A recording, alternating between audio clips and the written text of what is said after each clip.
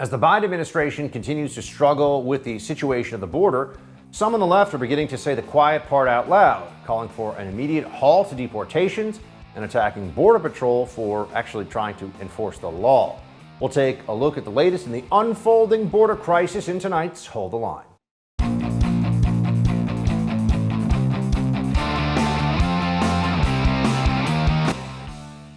Welcome to Hold the Line. I'm Buck Sexton. So the Biden administration can't avoid the public understanding that there's a crisis at the border. They've tried, but we see that there's real problems going on right now. And there's actually a pretty clear causation here. It was the abandonment of President Trump's policies at the border, including Remain in Mexico as a program that led to this enormous surge. Not just, by the way, what we're seeing in Del Rio, a surge that has been going on for the entire year. That has well over 1 million, probably by the end of this year, 2 million illegal immigrants crossing into this country, most of whom are getting to stay forever. Now, this should be creating a national conversation about whether we believe that we should be an open borders country or not, because that's what the Democrat Party wants. Might as well be honest about that. But instead, no, the usual accusations and hyperbole and honestly just insane and absurd things being said. Here is Congresswoman Maxine Waters explaining that she believes, as a sitting member of Congress, that what we've seen in Del Rio is worse than slavery. I'm unhappy, and I'm not just unhappy with the cowboys who were running down Haitians and using their reins to whip them. I'm happy with the administration. We are following the Trump policy. He is the one that does not follow the Constitution and would not allow those seeking refuge to be able to petition to get into the country. What the hell are we doing here? What we witnessed takes us back hundreds of years. What we witnessed was worse than what we witnessed in slavery. How is it possible for a person in elected office in this country to say something so absurd and have nobody on her side or any side, it seems, really make a big deal of it? Democrats just let that go. Worse than slavery? Really? Stunning, right?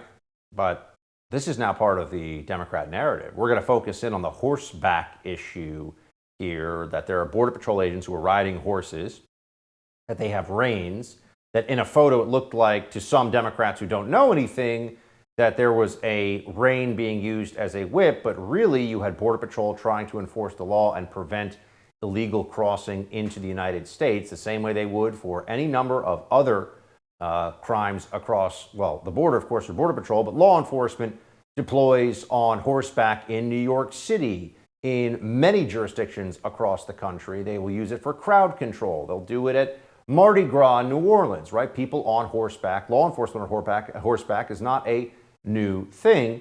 But because of the Democrat narrative right now of how awful it is and how it was hearkening back to the worst moments in our history, the White House is saying that border agents will no longer be allowed to use horseback means in Del Rio, but just in Del Rio. So what he has asked all of us to convey clearly to people who are understandably have questions, are passionate, are concerned, as we are about the images that we have seen, is one, we feel those images are horrible and horrific. There is an investigation the president certainly supports, overseen by the Department of Homeland Security, which he has conveyed will happen quickly. I can also convey to you that the secretary also conveyed to civil rights leaders earlier this morning that we would no longer be using horses in Del Rio. So that is something, a policy change that has been made in response. Oh, that's the policy change they're going to make. No horses in Del Rio. That's really going to solve things. It's going to make everything better. What's really going on here? What do the Democrats actually want? What does the Democrat Party in America today believe when it comes to immigration? Well, if you look at their actions and not just rely on the words they use when people are paying attention because there's a particularly egregious crisis at the border, it's quite clear that they do want open borders. They do not believe that people, particularly people who are from what used to be called the third world, the developing world, that any of them should be turned back or turned away. That essentially, if you want to come to this country, Democrats believe, if you come from particularly a poor non-English speaking country. You should come right in and get registered to vote as soon as possible and vote Democrat. And that is the whole plan. It's not only the issue at the border where you see this playing out, it's also with the Democrats' consistent refusal to enforce any immigration law in the U.S. interior. So they don't want to send people back. And they don't want to send people away from the border either. I mean, here's Ayanna Pressley of Congress saying that there must be an absolute halt on these deportation flights of illegal aliens who are trying to game our immigration system and enter America via the U.S.-Mexico border. ICE has resumed deportation flights to Haiti. Reportedly, babies under the age of 3 have been on those flights.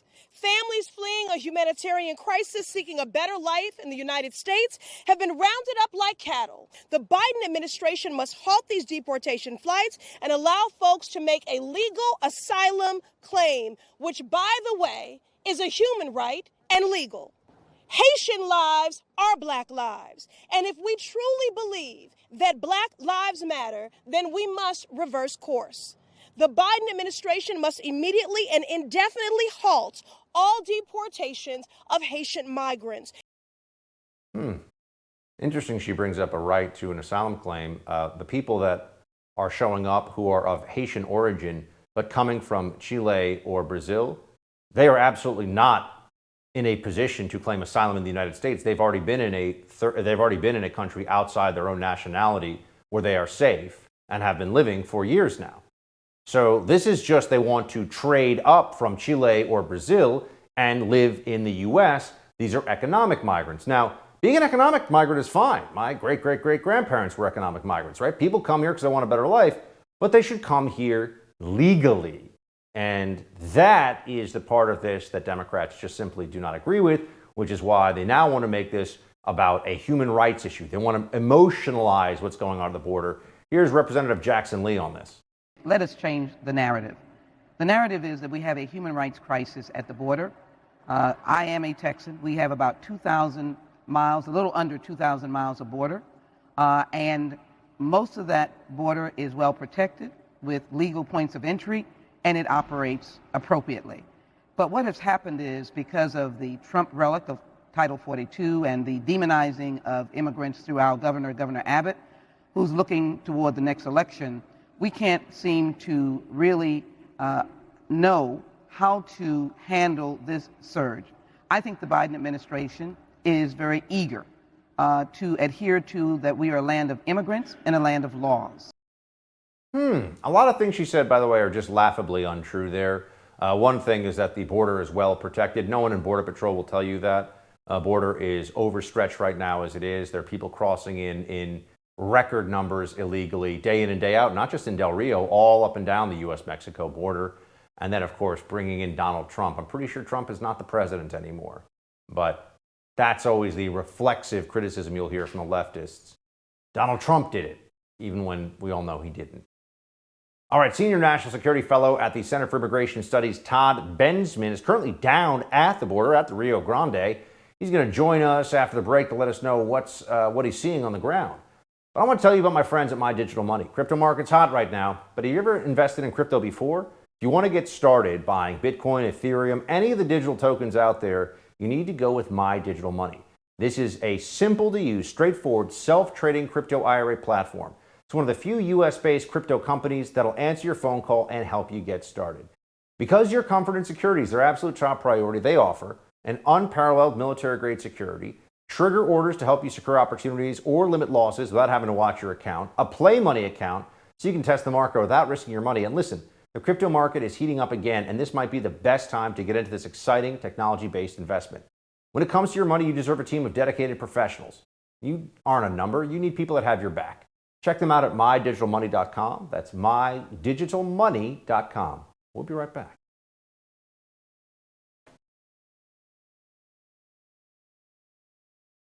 The federal government is reportedly ramping up efforts to remove migrants from Del Rio, Texas. According to the Department of Homeland Security, the camp that once held around 14,000 Haitians has shrunk down to around 4,000. Officials said about 1,400 have been expelled to Haiti and 3,200 transferred to other Border Patrol sectors. to be processed either for expulsion or potential release, while several thousand have returned to Mexico. So is the crisis abating? Joining us now from Del Rio, Texas, is the Senior National Security Fellow at the Center for Immigration Studies, Todd Bensman. Todd, thanks for being with us. Good to be here. Thank you. Now, first, just tell us, what is the scene like right now? Is the migrant camp rapidly shrinking down? Yes, I would say that this situation has definitely turned the corner. The numbers of immigrants in that camp is very significantly shrunk from where it started. And that's because the Biden administration has absolutely determined to remove this as a political blot in front of all of the cameras and to just get rid of this as an immediate crisis for them. Well, what do we know, if anything, about the numbers who were let into the United States? Do we have that data forthcoming soon? Do you have any insight into that? My understanding is that, as the Biden administration all along has been doing, the majority of family units that come into this country that have been coming from Haiti and everywhere else, all other countries, are being paroled right into the nation and being released on buses on their own recognizance throughout the country. That is going to be no different, really, for this small group of 15,000. I say small because 15,000 is breakfast in Texas. We get 50,000 every single week coming across during this particular border crisis. So as a percentage, it should be about the same. Most of them will be paroled in.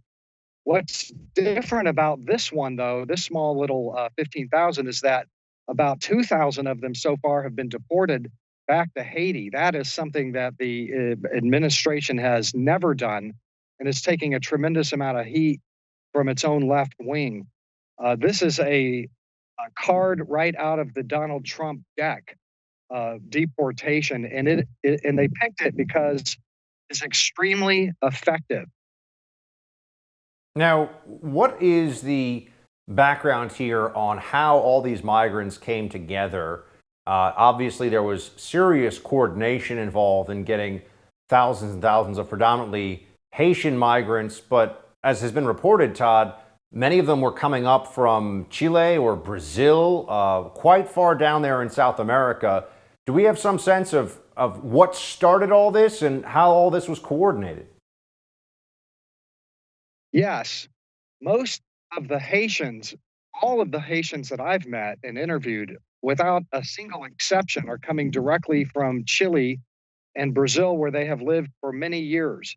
None of these people are fleeing earthquakes. There's nothing desperate. They're not bellies, anything like that. And working in living and prosperity in these countries. But what happened is, Biden administration came in and eliminated deportation and began allowing in thousands and thousands of them and everybody else as family units, reporting them for their illegal entry. There were some that were starting to pile up behind a bureaucratic wall in southern Mexico, in the Capitol area, at the administration's request to Mexico to slow roll things because there were just too many reaching the border. So they were requiring that these Haitians and everybody else apply for different kinds of permission to be in the country. They would slow roll that for months on end until there were thousands of Haitians backed up behind that dam. And then on September 12th, immigrants that I've interviewed, the government in Mexico, southern Mexico, said, never mind. Everybody here can just go forward without your papers. And that very day they did. They boarded buses en masse, thousands and thousands of them, and headed for Del Rio. Why Del Rio? Because that is one of the few sectors along the border where the cartel, Los Zetas in this area, is not involved in the smuggling business, and they don't charge, and you can cross freely here. So it's cheap and relatively safe, and everybody knew that on social media, so they came here. Todd, thanks so much for being with us. We appreciate it. I know you got the Rio Grande in the background and you're bringing us some on-the-ground truth. Thanks for being here. Thanks for having me. I appreciate it. A judge has ordered the release of never-before-seen Capitol Riot surveillance footage that the government was trying to keep suppressed. Coming up, we'll talk to Human Events senior editor Jack Posobiec about what we've learned from the new video.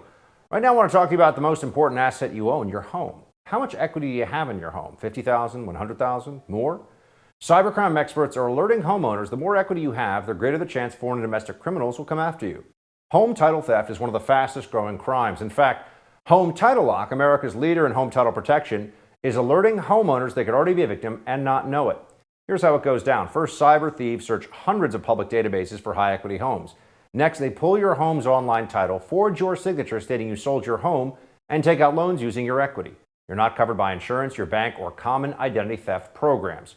Protect your most valuable asset. Register your address now to see if you're already a victim and receive a complete title history of your home, a $100 value free. Go to HomeTitleLock.com. Again, that's HomeTitleLock.com. Jack Posobiec joins when we come back.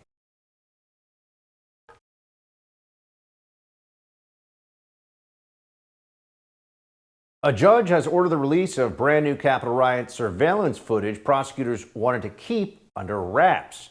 U.S. District Judge Beryl Howell ruled the prosecutors' arguments were largely conjectural, stating that their national security concerns were far too broad to be kept sealed. This footage has been strictly controlled in its release, with U.S. Capitol Police controlling who can access the tapes and how much can be released and seen by the public. I wonder why. Jack Posobiec, senior editor at Human Events, joins now to discuss. Jack, good to have you. Always good to be here, Buck. So let's just start with why this was not released right away. What possible rationale could the Capitol Hill Police offer up for why surveillance footage of what we're supposed to be believing is an insurrection is put out there for the public? It doesn't seem to make any sense. Well, Buck, I'd just like to say to anybody at home, who's watching this segment or has to go through the absolute trauma of watching this footage, to remind folks that if you have children present or the elderly or anyone who's immunocompromised, and of course, if you haven't been vaccinated, just please, warning, very graphic, very shocking, horrific footage, clearly worse than 9/11, probably times 10, quite frankly. So really a 911. No, look, Buck, I think we understand what happened here. You had two sides going into this situation after January 6th. You had the Republicans, the conservatives, Trump supporters, whatever phrase you want to use for it, and then you had the Democrats and the left. and the media, right? So one side wanted to downplay it, the other side wanted to take every single instance of violence they could find and then amplify it and then cut everything else out. But the truth, as it happens so many in these times, is somewhere in between. Because speaking as someone who was actually there, right across the street that day on January 6th in Washington, D.C., standing atop the roof of 101 Constitution Avenue, looking at all this, I saw a lot of what you're seeing on this video, right? I saw a lot of people down. Obviously, I wasn't inside, but I could see outside people just milling about, people kind of standing around, holding little American flags, thinking, all right, we're here now. What are we supposed to be doing? We know we were going to protest. What's happening? Originally people thought there was going to be this big airing of grievances and talking about potentially, the dual slates of electors. Remember all of that original narrative that's been completely lost in all the commotion and the nonsense that had taken place since January 6th. That really you had prosecutors now and the Department of Justice looking at this from a perspective of saying they didn't want to show this footage because it hurt their narrative of this being some large insurrection, a causal battle which may have destroyed the entire United States government, which clearly it wasn't. Yes, Jack, it's very tough as I understand it. I mean, you come from an intel background in the government. I come from an intel background in the government. Not a lot of coup via selfie in our recent or distant past. So given what we saw on this video that was released, it certainly seems more challenging to make the case that this was a serious attempt, as we've been told so many times, to overthrow the United States government. What, though, is the reality then of getting more of the footage released? I mean, is there a chance that we'll see pretty much whatever's on the cameras that day across the board? Because I think there's a lot of stuff that people would be curious to get a real sense of. There certainly was, in the early days, the possibility of some members of Capitol Police, it seemed, moving aside and people moving into the building, and some very strange things were happening. Right. I mean, you had a total breakdown in communication and a breakdown in the chain of command. And so I think you really had some people were standing down, other people were holding their ground, other people were using lethal force at times. So you have a whole gamut, a whole spectrum of responses from the Capitol Police on this day. And so in these videos, we're told, by the way, and this came up during Trump's second impeachment, which is actually something that happened. People seem to forget that it happened earlier this year. There was an impeachment of a second impeachment of Donald J. Trump, that they were told that there's 14,000 hours of footage. Now, obviously, this didn't take 14,000 hours to occur, but that means that there's multiple CCTV cameras that are going throughout the Capitol that day. And of course, the Capitol is a highly surveilled area. So we should assume and assess, really, that there should be a lot of video of this day from an investigative standpoint, from a journalistic standpoint, from a public opinion, public attention, public interest standpoint. Obviously, that footage should be released. Now, of course, we're not talking about footage that may show security implements or anything like that, potentially anything that, and this was part of the government's plea in terms of trying to hide it. They said, look, we don't want to break OPSEC, we don't want to show people to prevent possible future infiltration. But at the same time, these guys broke a window and they're just kind of walking around. We saw other footage of them minding the velvet ropes as they were going through Statuary Hall. And so what really is the situation you're looking at now, the guy who was Eric Torres, a guy from Tennessee in the case, he had pled guilty, had actually taken a deal, and it wasn't for insurrection, which, by the way, is an actual charge that the DOJ could place. No, this was for illegally parading in a government facility, right? So it's a misdemeanor, and he took the deal for that. Jack, what do we know about the people who are still being held? There had been reports that for months on end, some people, including some who were not actually even charged with any crime of violence on January 6th, were being held in solitary confinement. There was supposed to be some kind of a recent protest on September 18th about that issue. First, just tell us, are there people that are still being held in solitary based on the January 6th insurrection? Do we know? Oh, there are still people. And in fact, there are some people who are being told that they're waiting to see what the full charges are. They don't even know what they're getting into, because we're told, again, that the government, the DOJ, is taking so much time to process these videos, track people's movements. And so the question then remains, how can you prepare a serious defense on this if you have not provided the information, you've not provided the videos to your defense, right? This, of course, is part of the discovery process. So the defense lawyer has to look at this and say, if you're charging someone with a violent crime, okay, great, show me the violence. Show me where it was. What is the clip? What's the instance? What's the situation? Is there context? Can we look at this? And, if that is the case, then let's go through it. Remember, this is the same day where we were told originally by the media and by, these unnamed sources that Capitol Police Officer Brian Sicknick originally, remember the narrative, he was hit in the head with a fire extinguisher and assaulted, and that led to his death. It came out later and later and later. There wasn't any video of that. He was not actually assaulted with a fire extinguisher. And yet this narrative was allowed to stand by the media and by the Department of Justice for that long, when they knew right away that obviously he had not been assaulted, that had not led to it. He later found out it was natural causes. So the question is, why are so many of these narratives being pushed forward by both the media and the Department of Justice, rather than a situation where we're told, here's all the footage, let's go through this, let's have an actual assessment. They keep saying they want to have this commission. Okay, let's look at the footage. Show me the 14,000 hours. Are there people who are excessively violent? Okay, great, let's identify them if we can. Are there people that seem to be urging on? Right? Are there people who are motivators, agitators? Who were those agitators? Were they Trump supporters? Where did they come from? What happened? Or were they something else? Were there FBI agents involved? Were there implants? Were there infiltrators, et cetera, et cetera? These are all things that could start to be gleaned in an investigation that could actually be taken if we had access to the footage and if the government came clean with what actually happened that day. Jack, I want to switch topics here to your new children's books, which, as I understand it, fight back against teachers in Hollywood and the culture pushing communism. The Island of Free Ice Cream. We have a book cover here. The Island of Free Ice Cream. Tell us about your new line of children's books, man. Very creative, very cool project. Brave Books, and the website's up at bravebooks.us. That's the only place you can get it, and it's a subscription thing. So in the first series, there's going to be 12, and I think mine is book 3. And the idea is that you get one every month, and it goes out for 12. So that's 1 year, and that's the first cycle of this. So the first one that came out, it was kind of on gender studies, gender issues, and it was Elephants Aren't Birds. The second one was on abortion and pro-life, and it's called Little Lives Matter. And then mine is coming out, and it's focused on communism, and it's sort of the idea that there's no such thing as free ice cream. And what we're really doing is, look, you go into one of these mainstream booksellers, you go into a Barnes & Noble, Books A Million, whatever. The first thing you see are children's books, and the author's last name is either a Biden, a Clinton, Obama, a Harris, Kamala Harris's niece.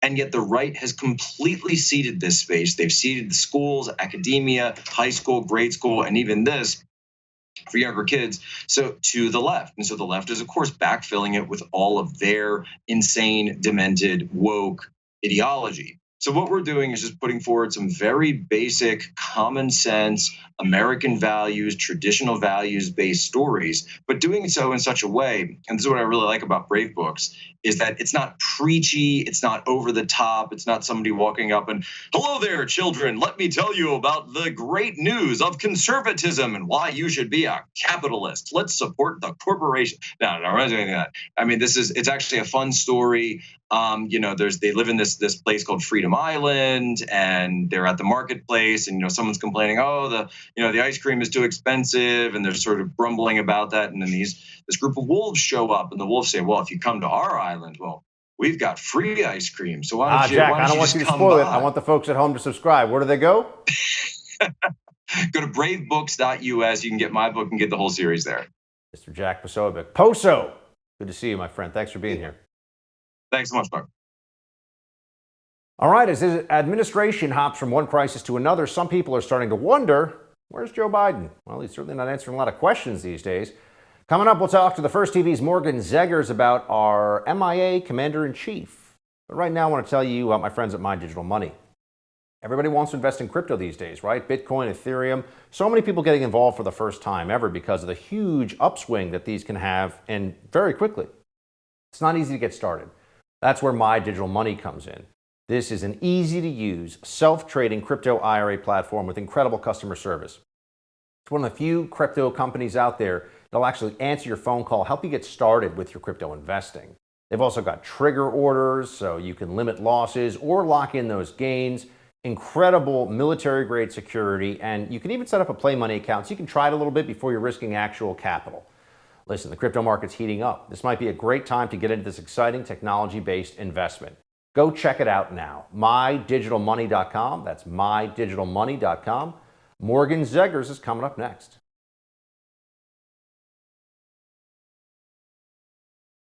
Nobody wants to see anything that interrupts or unbalances the Belfast Good Friday Accords. That's the Belfast Good Friday Agreement. That's the. I think that's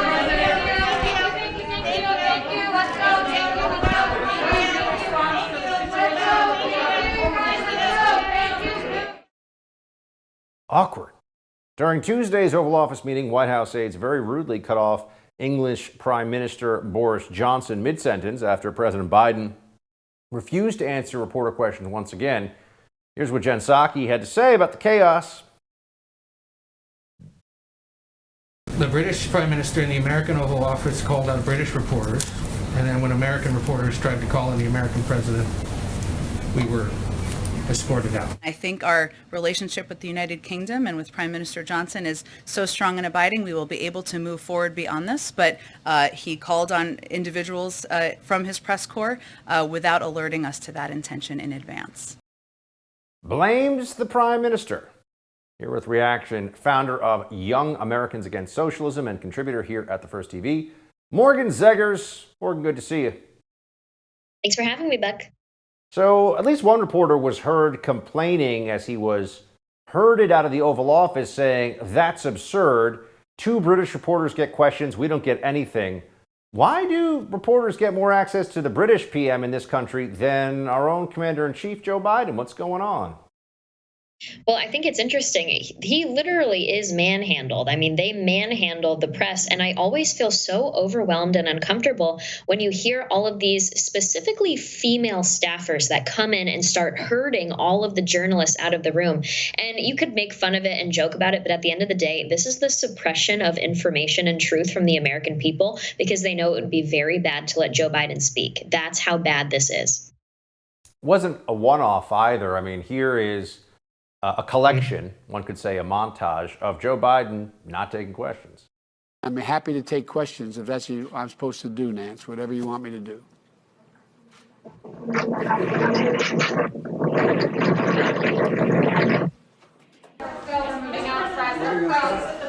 let's go, you guys. Come on, press. We're gonna move out. Let's go, press. Let's go. Come on, press. Let's go. Come on, let's go. Crisis at the border, sir. Let's go, you guys. Come on. Come on, let's go. So I'm not supposed to take any questions, but go ahead. Mr. President, on Afghanistan. I'm not going to answer Afghanistan now. Okay. Thank you. Thank you, and may God bless you all, and may God protect our troops.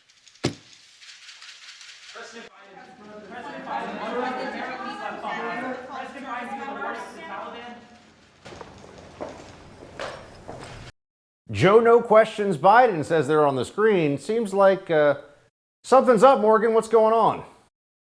Oh, a lot's going on, Buck. A lot's going on. First of all, I'm a big history nerd, and so I always like to remind people our Federalist Papers, our Constitution, our founding documents, they all make it very clear that our government is a representation of the people of America. And I'm a big believer in the fact that Americans are weak right now, morally, spiritually, physically. We have crazy obesity problems, and we are seeing that portrayed in the leadership that we chose for ourselves, which is Joe Biden. Now, the big question that I have is, are they stopping him from answering these questions because it would just be embarrassing because he's clearly not mentally all the way there?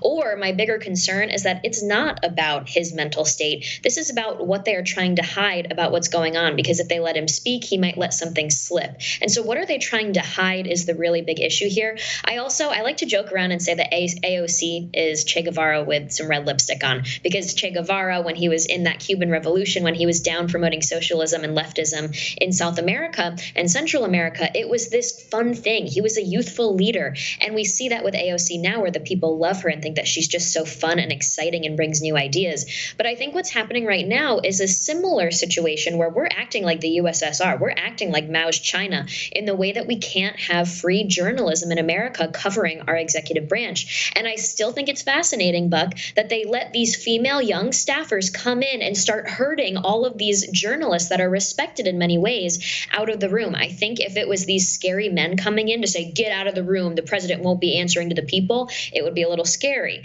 But they just send in these young, pretty voices saying, everybody out, time to go, time to go. And that is scary. Everybody should be aware of that. It's all propaganda here.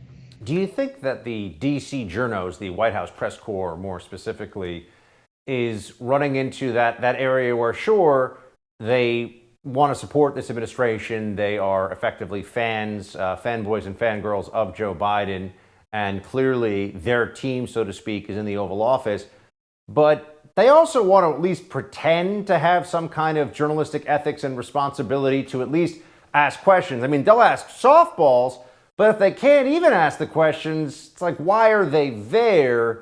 Are we getting close to some of them finally getting upset with it? See, that's the thing. My bar for them, very, very low. I'm sure you have the same situation, right? Most Americans have low bar for them. That being said, same thing with how we're seeing the celebrities starting to come out, that model, the Victoria's Secret model that spoke out about the vaccine requirements, all this really exciting stuff. You're seeing Nicki Minaj, of all people, stand up for herself against the leftist mob.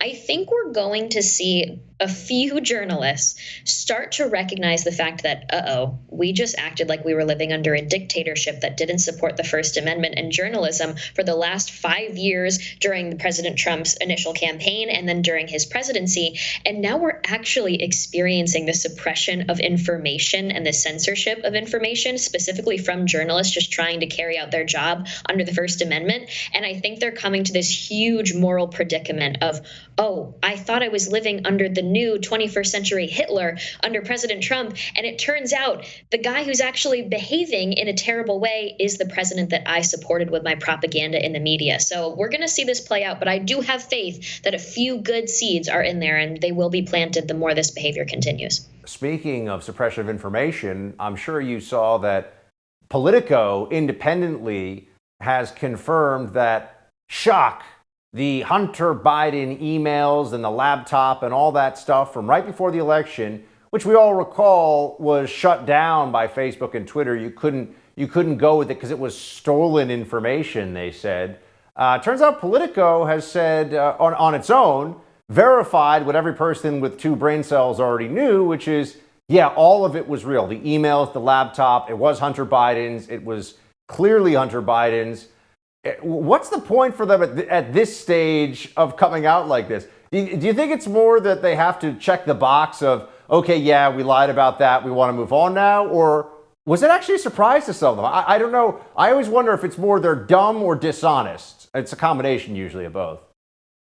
Again, low bar, Buck. My low bar is the fact that I don't have high expectations for them. I still hope that deep down they have basic morals, which will compel them to act and speak out. So I hope, I don't know what's going on in their minds, but I hope that now that the information is out there, a few of them are saying, wow, we need to cover this and do our jobs.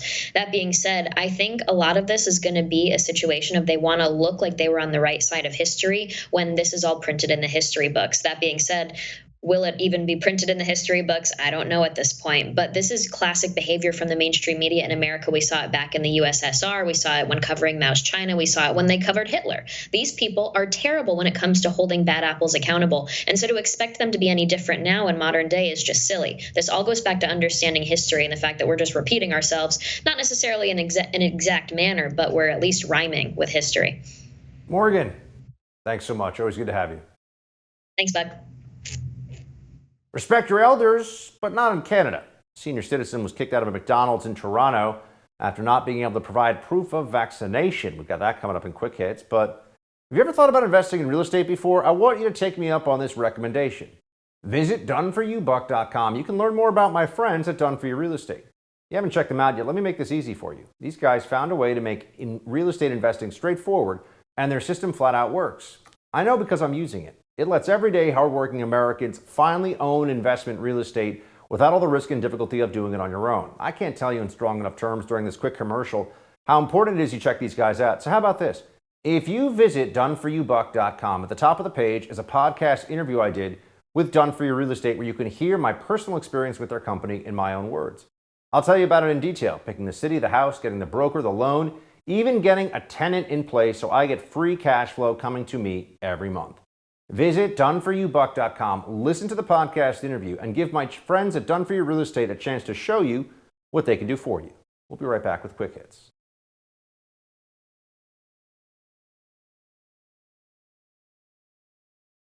An ACLU tribute to Ruth Bader Ginsburg removes references to women from a quote about abortion, and a woman tearing down propaganda ads in New York City subway is everything. It is time for Quick Hits. Let's get to it. We mentioned this one earlier in the show. A senior citizen up in Toronto was kicked out of a McDonald's for not being vaccinated. And look, I know places have these vax mandates, and it's absurd, it's ridiculous, it's totalitarian, it shouldn't be happening. It's a reminder that you got to look at these situations and understand how nasty this is. 99 times out of 100, they're kicking out an entirely healthy person from the establishment. Just remember that. 99 out of 100 people that they're going to say, oh, where's your vaccine? They're not sick. They're fine. So they're just telling a healthy person you're not allowed to come into our establishment. And even beyond that, there's just something very nasty about the way this stuff is enforced. Here you go. I had something stolen, so I have. Okay, but and I need to see your vaccine. I had my vaccine. This is a very serious problem. We have a I very serious had my problem here. vaccine. You can call my doctor. Apparently she was vaxxed, she just was unable to prove it. But this is what they're putting people through. You know, they're just trying to live their lives, go about their days. And all these stupid policies aren't saving us, hasn't stopped the virus. A lot of people actually, as you're finding out, you'll see it soon, people are having breakthrough infections at higher rates than the government anticipated. That's for sure. Can't give you the exact numbers quite yet, but they're going to be higher than they want them to be. So that happened. And then there's this from the ACLU. There's a tribute they put out to Ruth Bader Ginsburg, who is, of course, the female Supreme Court justice that the left is kind of weirdly obsessed with. They removed references to women from a quote about abortion. The decision whether or not to bear a child is central to a life, to well-being and dignity. When the government controls that decision for being treated as less than a fully adult human responsible for one's own choices, any reference to women or she or her, the ACLU just unilaterally decided to take it out and replace it with they or a person. Because it's not just women who can get pregnant, as you know. That's what they say now. Men can get pregnant. That's what they believe. They're wrong. They will always be wrong. But they like to live in this world of delusion and fantasy where they're so woke that they can defy biology.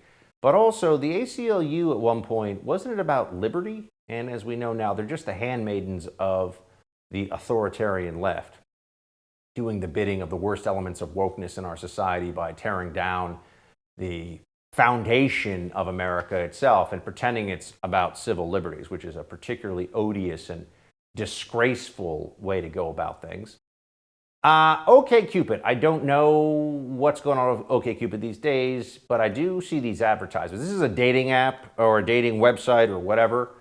And I didn't even, for every single person, there's like, it looks like almost an orgy going on. And then for every single vaxxer, there's like, guys, what the heck is that? It looks like something from the movie The Strain, where the vampires have the long, and they like, and they, you know, and they grab people with the little mouth, you know what I'm talking about. That looked kind of crazy. I don't even know what that was. Was that supposed to be like attractive? The tongue thing that was going on there? It's all one tongue? Gross. Sorry I had to see that at home. I should have given you a warning. And here's, oh, wait, a woman tore them down. Oh, okay, here we go. This is propaganda. Yeah. This is Normalizing. It's affecting the next generation.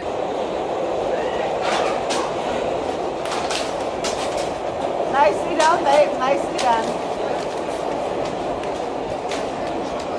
Divide and conquer. That's what the Chinese want. They're trying to divide and conquer us. The government is against us, and you guys don't see it. You guys think that you take a vaccine and this is going to go away? It's never going to go away. So we, the people, say we don't want this anymore. Thank you. So there was something there about being pansexual. I don't even know what that means. So yeah, she's had enough. That lady's had enough. I can understand why. Tyler Fisher is funny. He's a comedian. He's got a Dear Unvaxxed People video. This is what it looks like. Hi, this is a little message to the unvaccinated. Ugh. You are killing everyone. It's your fault. You're being selfish, so get the vaccine because I'm vaccinated. I am vaccinated, okay? And so I'm protected because the vaccine is safe and effective. So if you're around me and you're unvaccinated, then you're putting me at well, you're not. Okay. So you're selfish because if I'm protected and you're around me, then I'm fine. But you're me. Sorry. If you're not vaccinated, then you're not. You're racist, is what I'm saying. Yeah. That's always the fallback, isn't it? That's it for Hold the Line tonight. The No Spin News with Mr. Bill O'Reilly's up next. Shields high.